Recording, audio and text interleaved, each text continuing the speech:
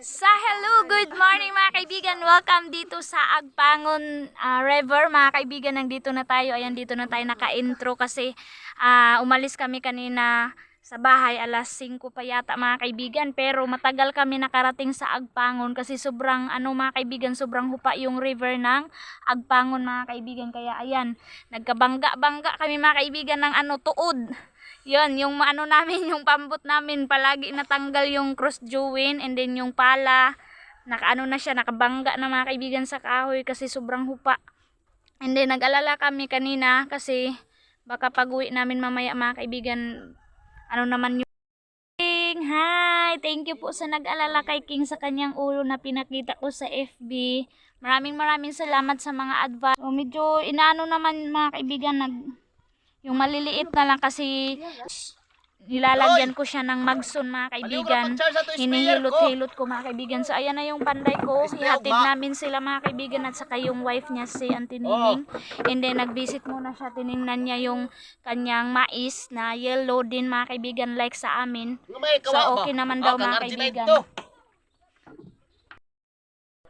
So mga kaibigan grabe yung tubig kasi sobrang mga kaibigan, sobrang init talaga dito sa amin. Ilang weeks na naman na hindi umulan, kaya ito yung nangyari mga kaibigan sa dadaanan namin. So ayan mga kaibigan, ito na yung breakfast namin dito mga kaibigan sa bahay ng panday namin. Kahit kasama namin sila mga kaibigan, alam nyo ba yung ginawa nila si Auntie Nining? Naghingi ng kanin sa neighbors mga kaibigan kasi apikin na magluto pa kami. And then natagalan kami nag-travel, and then nabili siya doon ng daing doon sa Tikgon. So nakuna namin, nagsugba na lang siya para makakain daw kami kahit kunti mga kaibigan. And then ito, tapos na kami mga kaibigan. So, ipapakain niya na sa kanyang aso yung natira mga kaibigan. So, ito po yung update natin sa pagpunta natin dito sa Agpangon. Pagpesensyahan nyo na yung kalat. So, ayan. Shout out pala sa aking napakaganda at saka napakabait na Ate Arlene si Hack. Happy birthday. Happy 32 birthday today. May 8 pala si Ate Arlene mga kaibigan. And maraming salamat din sa nagbigay sa kanya ng pa-Gcash daw para sa kanyang pa-birthday mga kaibigan. Wow! So, deserve ni Ate Hack mga kaibigan. So, I hope Ate Arlene mag-enjoy ka sa iyong birthday kahit wala kami dyan. Ate, enjoy mo lang with your friend, with your husband, and Suy and Tio. So, ate, salamat po kahit ikaw yung nag-birthday, kami yung binigyan mo ng pa-snack. Sabi ni Ate Arlene, yan lang yung maibigay ko. So, salamat ate kahit wala kami dyan, wala kaming naibigay sa'yo. Ikaw yung nagbigay sa amin, naiintindihan mo ate yung sitwasyon namin. So, salamat sa sa pagsabot sa among kalisod diri Ate Arlene sa Agusan Mars. Kaya God bless and more birthday to celebrate, more blessing to come, and good health sa imong kinabuhi, and then padayon lang sa pagkabuutan, and then pagka-sweet sa amo, and then mapagmahal na ate. Salamat sa imong love. Happy birthday Ate Arlene. Happy birthday. So ngayon mga kaibigan, kaya update pala kung bakit kami nandito. Isinatin namin yung panday namin kasi stop na naman tayo sa pagpanday. Tapos kami mga kaibigan, meron kasing yung selfie stick ko mga kaibigan dinala kasi siya malikot yung camera ko mga kaibigan. Nandito kami kasi si Ate Arlene mga kaibigan, mayroon siyang inanuhan ba yung bang yung pera niya na naipon niya mga kaibigan, meron siyang alkansiya. Tapos sabi niya sa amin na gusto niya gusto ni Ate Arlene mga kaibigan i-invest dito sa farm ng corn. Kaya sabi namin, hindi na lang niya ibigay sa iba yung kanyang naipon, kundi sa amin na lang mga kaibigan, para kami na lang yung magtubo.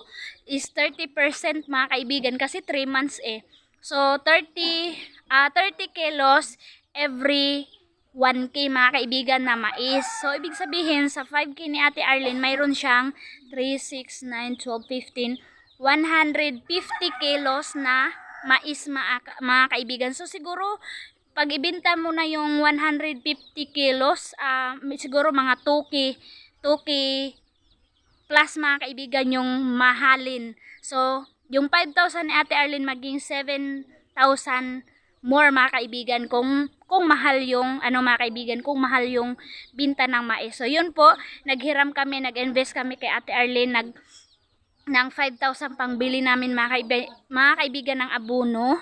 Kasi hindi ko nga siya nabudgetan mga kaibigan. Sinabi ko sa inyo na yung sahod ko is tamang-tama lang sa pangsahod ko sa 2 panday, sa kain nila, and then sa kain din namin, and then sa hardware na inutang ko mga kaibigan. So tamang-tama lang talaga yung sahod natin, hindi pa naman gaano kalaki yung sahod natin mga kaibigan, kaya pinagkastya-kastya ko mga kaibigan. And then yung 5,000 ni Ate Arlene mga kaibigan, kulang pa yun. Tapos pumunta kami dito sa panday ko, sabi ng panday namin na tutulungan nila kami na mabuo yung 5 sako na Roria at saka ang mahal ng mga abono ngayon. So magpunta kami doon sa kanilang ini-investan din mga kaibigan. Every 1K mga kaibigan is 10%, pero ano lang 1 month lang iwan ko mga kaibigan basta 10%. So anuhan namin, dagdagan namin yung 5,000 ni Ate Arlene mga kaibigan para makabayad tayo ng pang sahod sa mag-abono sa mais natin, and then mag-spray kasi kailangan namin bumili mga kaibigan ng pre-baton na pang-spray ng uod mga kaibigan. Yun kasi yung tested na dito na dumating yung mga kaibigan, yung uod, yung worm, yung mga airworm yata yun mga kaibigan. Yung yung panday ko yung mga kaibigan, yung na failure, ang laki ng failure nila mga kaibigan kasi walang nakasabi sa kanila na yung pre-baton pala mga kaibigan yung tested na pangpatay ng uod mga kaibigan sa mais. Kaya ngayon pa lang mga kaibigan, so nag-advise din sila sa amin kasi yellow corn yung ating mga kaibigan, and then meron na din silang nakikita na maliliit na mga uod, kaya sabi nila kailangan namin magbili ng pre-baton. Ang mahal mga kaibigan, pero okay na yun, at least ma-save yung mais natin, and then maliit lang din yan kaysa sa mais natin nakakainin lahat ng uod tapos bukbok mga kaibigan. So yun po yung update natin in this morning. Update ko na lang sa inyo mga kaibigan kung makadagdag ba tayo sa pera na ininvest natin kay Ate Arlene, and then makabili ba tayo ng abono. So yun po. So yan mga kaibigan, hindi lang ako yung inanuhan ni Ate Arlene ininvestan mga kaibigan, kundi sila mama din. Din sila mama kay Ate Arlene mga kaibigan para hindi na mapunta sa iba yung ini-invest niya mga kaibigan. So I'm proud of you Ate Arlene kasi nag-alkansiya ka. Ayan na yung dalawa mga kaibigan, no.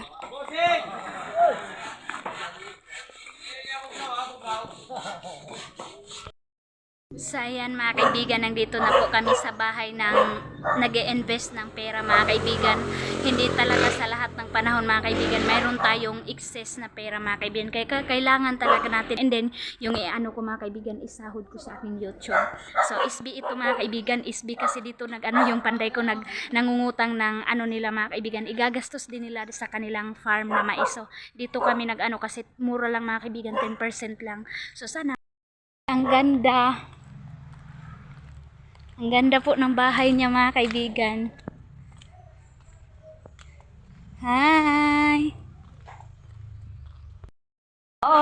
So ayan mga kaibigan, nandito na kami sa loob ng bahay ni Ma'am. Ang ganda po ng bahay niya, simple but ang ganda mga kaibigan. Very simple lang pero ang cute, ang linis.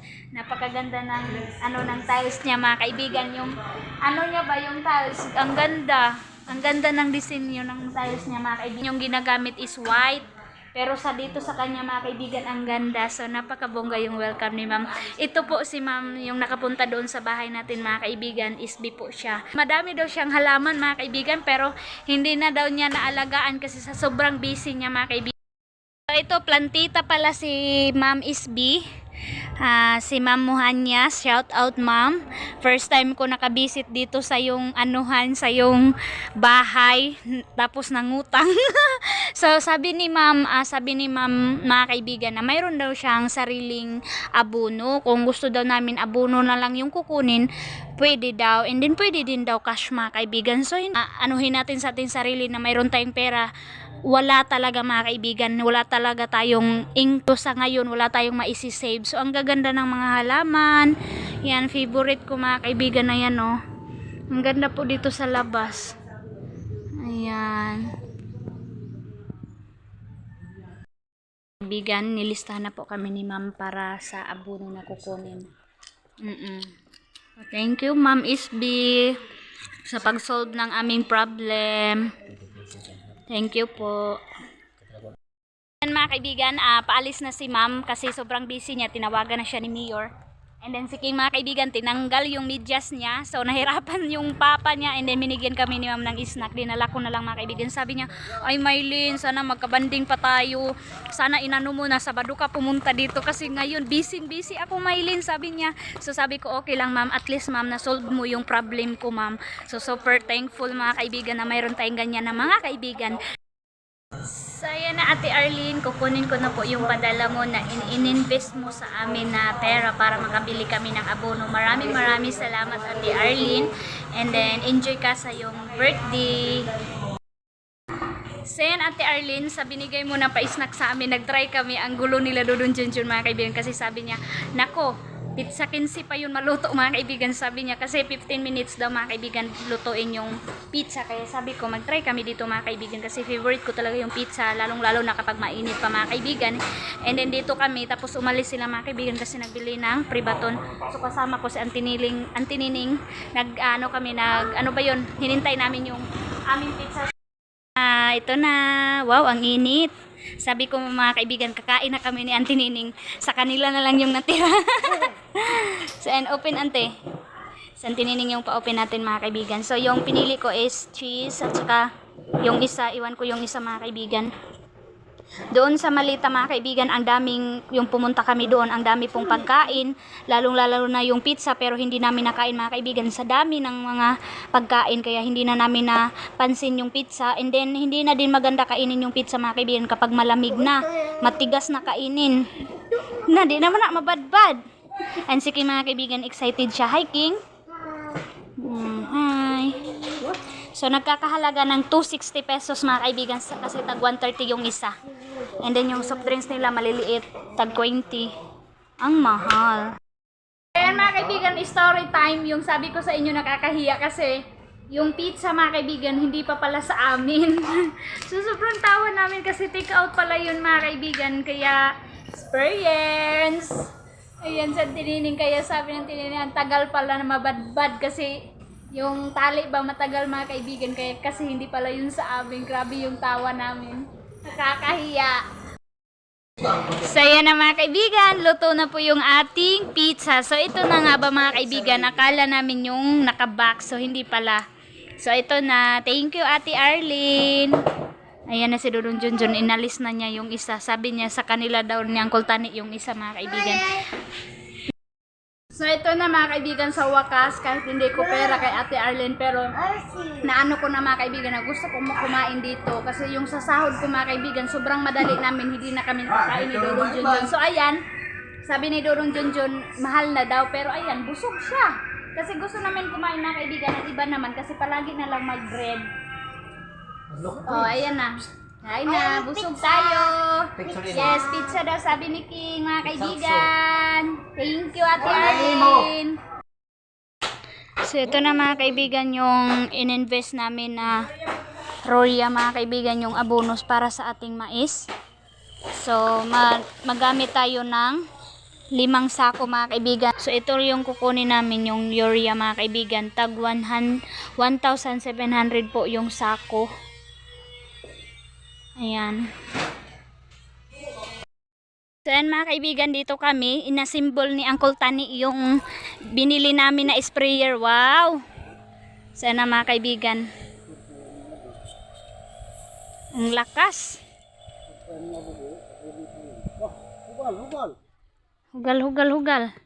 So yan mga kaibigan, ito yung binili namin sa ininvest na pera ni Ate Arlene. Nagbili kami ng sprayer kasi mahirap na mga kaibigan palagi maghiram ng sprayer. Kaya bili tayo.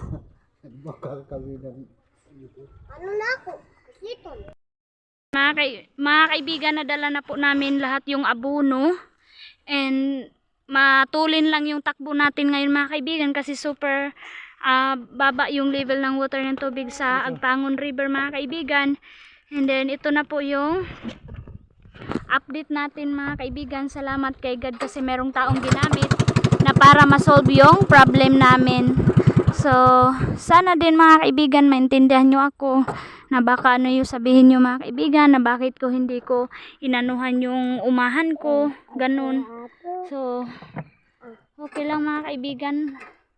Basta importante mayroong nagtiwala sa atin na tao. So good morning mga kaibigan, ito na pala yung tinatawag namin na pre-baton mga kaibigan, pangpatay po ng uod.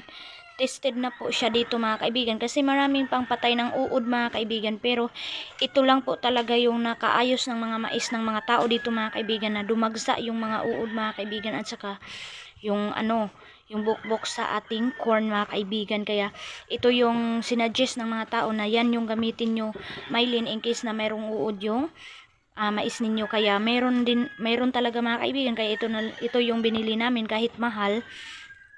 At least mga kaibigan, matulungan natin na hindi kakainin lahat ng mga uod yung ating pananim na mais. Kaya ito, pwede din siya sa kamatis, sa batong, talong, sa ampalaya mga kaibigan. Kaya ang daming paggagamitan na itong pre-baton mga kaibigan. So ito po yung pang namin, pang protection mga kaibigan, para po hindi kami ma-failure sa uod mga kaibigan.